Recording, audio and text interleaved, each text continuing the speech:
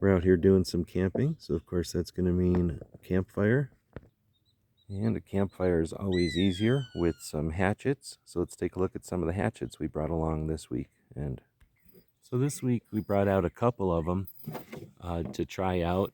We're only going to bring a couple normally, but I wanted to test out the difference between something like one of these Fiskars and something like this one, which is more of, I consider, like a tomahawk style.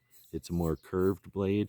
It's long, it's bigger, I guess, and it's a little narrow here, where this Fiskars is sort of a traditional style hatchet where it's more flat, it's straighter here, a little thicker, more of a wedge. But then, of course, we also have the Fiskars One Strike Split, which is definitely a wedge on the end of a stick. So this one is great as a hammer and as a wedge. This one is a little smaller, a little easier to carry around, but great for splitting those small logs.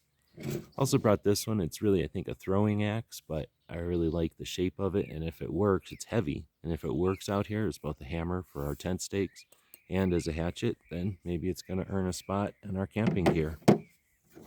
Lastly, a much smaller one, but again, to kind of be different than the standard axe shape.